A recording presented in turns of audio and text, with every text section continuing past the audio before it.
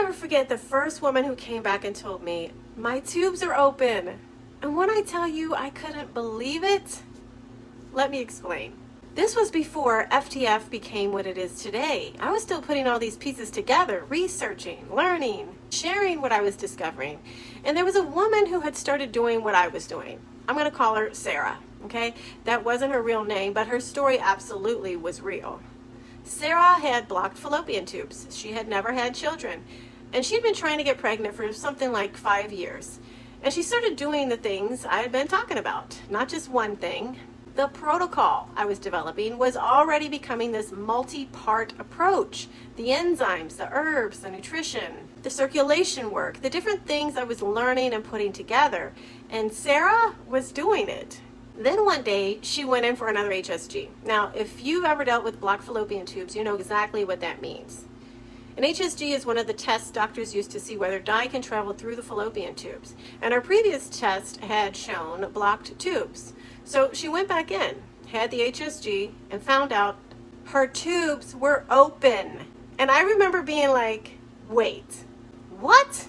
Because here's what you have to understand. Obviously, I wanted this to happen. I believed there were reasons behind everything I was putting together. I wasn't randomly throwing things at the wall, right? I'd spent years researching scar tissue, adhesions, inflammation, enzymes, herbs, circulation, nutrition, all these different pieces.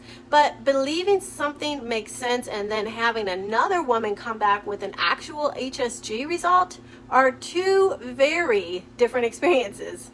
This wasn't me just sitting at home reading anymore. This wasn't, well, theoretically, this was a woman who had been trying for years, who had been told her tubes were blocked, who followed what I had been putting together, went back for testing, and was now telling me they're open.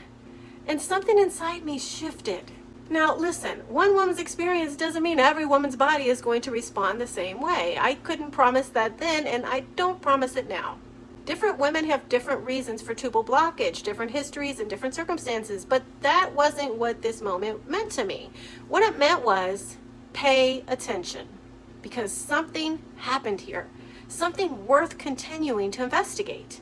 And then there was another woman, and another, and eventually women I had never met in person were sending me their stories, their HSG results, their pregnancy announcements, their babies. Like I get tears thinking about this. And over time, what had started as my own desperate search for answers at 24 became something much bigger than me. But I still think about that first woman, because before her, I had research, I had ideas, I had my protocol, I had belief. But then another woman walked back into a doctor's office, had another HSG, and was told something different than she'd been told before. Her tubes were open. And suddenly, I wasn't only thinking about myself anymore.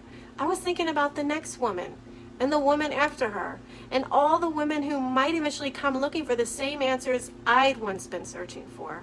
I wish I could remember every detail from those early years, but I remember that feeling. That moment when I realized, oh my God, maybe this was never only about me.